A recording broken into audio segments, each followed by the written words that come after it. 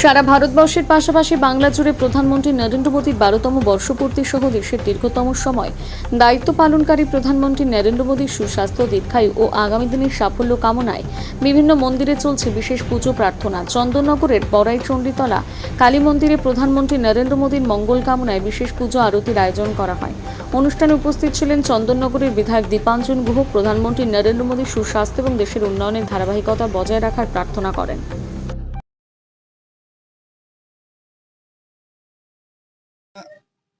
শুধু রাজ্য নয়, ভারতবর্ষের সব জায়গায় হচ্ছে, পৃথিবীতেও যেখানে যেখানে ভারতীয়রা আছে তারাও করছে এবং যারা ভারতবর্ষকে শ্রদ্ধা করে তারাও করছে।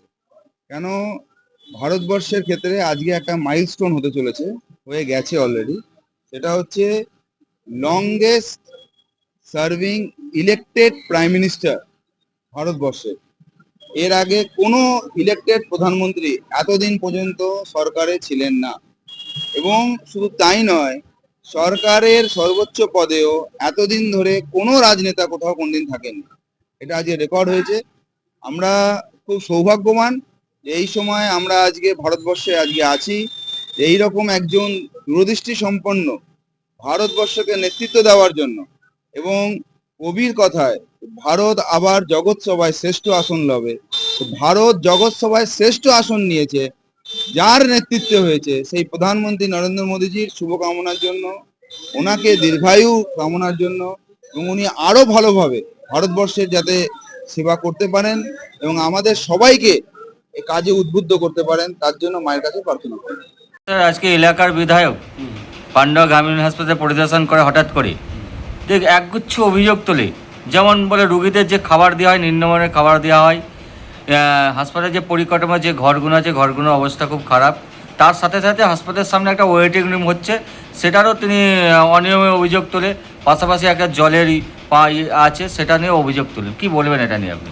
দেখুন, প্রথমত হচ্ছে খাবারের যে ব্যাপারটা, খাবারের ব্যাপারটা নিয়ে দীর্ঘদিন ধরেই অনেক জায়গা থেকেই অনেক রকম অভিযোগ এসেছে, ঠিক আছে। এবং আমি সেটা সমাধান করার চেষ্টা করতে গিয়ে যেটা পেয়েছি, আমি যারা খাবার পাই সেলফ হেল্প গ্রুপ, যারা আমরা রিক্রুট হয় SDON থেকে, আমি ওদের সঙ্গে কথা বলে যেটা দেখলাম, ওদের বক্তব্য যে 55 টাকা সারাদিনের মিল, তার মধ্যে সকালে হচ্ছে ডিম, দুধ, কলা, পাউরুটি, এর জন্য হচ্ছে 12 টাকা বরাদ্দ। দুপুরে হচ্ছে মাছ, ডাল, সবজি, ভাত।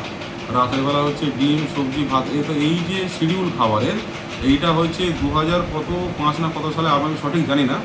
তো সেই আপডেটটা আজ অবধি, যেহেতু জিনিসপত্রের দাম বেড়েছে, এখনও হচ্ছে ওটাকে আপডেট করা হয়নি। ওটা বাড়ালে ওরা বলছে যে আমরা খাবারটা ঠিকঠাকভাবে করতে পারবো। আমি অন্যান্য ব্লকের সঙ্গেও কথা বলেছি, সব ব্লকেই এখন এরকমই অবস্থা। তবেও আমি ওনাকে অনেকবার ওয়ার্ন করেছি যে আপনি ভাই কাজ করলে হয় করুন, নয়তো কাজ ছেড়ে দিন, কিন্তু খাবারের ব্যাপারে, রোগীর ব্যাপারে কোয়ালিটিতে কম্প্রোমাইজ করা যাবে না। কিন্তু সমস্যাটা ওরা ওটাই বারবার বলছে যে এই টাকাতে আমরা পুরোতে পারছি না। এবারে MLA বাবু বলেছেন আমরা অবশ্যই হায়ার অথরিটির সঙ্গে কথা বলে দেখবো, এবং আমি MLA বাবুকেও রিকোয়েস্ট করবো এই ব্যাপারটা দেখতে, যাতে করে ওদের রেটটা বাড়ানো যায়। আর হচ্ছে আপনার যেটা জলের যে ব্যবস্থাটা, জলে আমাদের হসপিটালের ইনডোরের মধ্যে এমার্জেন্সির ওখানে একটা কুলার কাম পিউরিফায়ার আছে, আউটডোরের সামনেও একটা কুলার কাম পিউরিফায়ার আছে, এবং হচ্ছে আমাদের যেখানে অফিস আছে অফিসের সামনেও একটা বাইরের হচ্ছে ক্লাব থেকে ওখানে করা আছে জলের ব্যবস্থা। এবার যে জলসত্রটা নিয়ে বলা হচ্ছে, ওটা 2017 সালে জেলা পরিষদ থেকে বানিয়েছিল, এবং বানানোর পর থেকে ওটা সেরকমভাবে ফাংশনাল ছিল না। আমি বারবার চিঠি করার পরে আমি যেটা জানতে পারি, ইঞ্জিনিয়াররা ভিজিট করার পর, যে হচ্ছে ওইখানে জলের লেভেলটা হচ্ছে এতটাই কম, বা এটা ঠিকঠাকভাবে করা যাচ্ছে না, যে কারণেই হোক মোটামুটি ওটা নন ফাংশনাল এখন।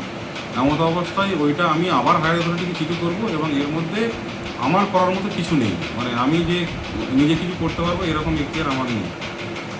দেখা গেল স্যার, ইমার্জেন্সি গেটের সামনে একটা ওয়েটিং রুম হচ্ছে, সেই ওয়েটিং রুমে বিধায়ক নিজে উঠে পড়লো সিঁড়ি দিয়ে ছাদে। যা অভিযোগ করলে এখানে নিম্ন সামগ্রী জিনিস দিয়ে তৈরি হচ্ছে। কি বলবেন এটা নিয়ে? এই হচ্ছে কোয়ালিটি অ্যাসেস করলে সামগ্রী হচ্ছে কোনটা ভালো কোনটা খারাপ। আমরা ডাক্তার, আমাদের পক্ষে এই অ্যাসেসমেন্ট করাটা খুব মুশকিল। আমরা নিজেদের পার্সোনাল বাড়ির কাজে করতে গিয়ে যেটুকু আমাদের অভিজ্ঞতা, সেই অভিজ্ঞতা দিয়ে আমরা এটা অ্যাসেস করতে পারি না। তো কালকে যখন ছাত্রালয় হয়, আমি যখন জানতে পারি যে ছাত্রালয় হচ্ছে, আমি আমার অফিসের লোকজনকে নিয়ে, যারা বয়স্ক একটু এই ব্যাপারে বোঝেন, তাদেরকে নিয়ে গেলাম ওখানে। ওরা বললো না, কাজ ঠিকঠাক হচ্ছে। এবারে শিডিউল ওরাও জানে না, শিডিউল হচ্ছে আমিও সঠিকভাবে জানি না। এবার এই ব্যাপারে আমি, যেহেতু MLA বাবু বলেছেন, আমি হচ্ছে BDO ম্যাডামকে এবং হচ্ছে ইঞ্জিনিয়ারকে জানিয়েছি, ওনারা আশা করি ব্যাপারটা খতিয়ে দেখবেন যে নিম্নমান কি ব্যাপারটা প্রবলেমটা আছে, আশা করি ওনারা মিটিয়ে নেবেন। স্যার এর সাথে যে হসপিটালে যে ঘরগুলো আছে, ডাক্তার দিদিরা বসে, ডাক্তারবাবুরা বসে, সেই ঘরগুলো নাকি পরিস্থিতি দেখুন, এইগুলো তো হচ্ছে বিল্ডিং তো অনেক পুরানো, আর হচ্ছে মেল ফিমেল ওয়ার্ডে প্রচণ্ড গরমে, এত গরম অনেক সময় আমাদের কী হয়, এখানে সিআর হলো মা, কিন্তু শুধুমাত্র গরম ভেন্টিলেশনের কারণে আমাকে পেশেন্ট রেফার করতে হচ্ছে চুচুড়া, এরকম ব্যাপার, বাচ্চা মা অসুস্থ হয়ে যাচ্ছে। বিল্ডিং পুরানো, এইগুলো আমার এন্ড থেকে আমি হায়ার অথরিটিকে জানানো ছাড়া আমার এন্ড থেকে আর কিছু করার নেই। কোনো কনস্ট্রাকশনমূলক কাজ, যেহেতু আমাদের বিএমওএসের কোনো ইঞ্জিনিয়ার থাকে না বা ফান্ড সেভাবে আসে না, ওগুলো আমাদের এখতিয়ারের মধ্যে পড়ে না, আমরা ওটা করতে পারি না। আমরা হায়ার অথরিটিকে জানাতে পারি, আর তার সঙ্গে সঙ্গে আমি এমএলএ বাবুকে একটা চিঠি করবো এই বিষয়ে, উনি যদি হেল্প করেন যে হসপিটালের পরিকাঠামো উন্নতি বিষয়ে। আর বিল্ডিংগুলো দীর্ঘদিনের পুরনো, আর প্রচণ্ড গরমে অনেক জায়গাতে বট গাছের শিকড় ঢুকে গেছে, আমি অনেকবার কেটেওছি, বিষও দিয়েছি, কিন্তু গাছগুলো মরছে না, জল টল পড়ে, এগুলো অনেক সমস্যা আছে যেগুলো আমার এন্ড থেকে আমি এ করতে পারবো না, ওটা আমার এখতিয়ারের মধ্যে পড়ে না। Thank you sir. স্যার কি নাম আর কি পোস্ট? আমার নাম ডক্টর শেখ মঞ্জুর আলম, আমি এখন পান্ডুয়ার বিএমওএস পোস্ট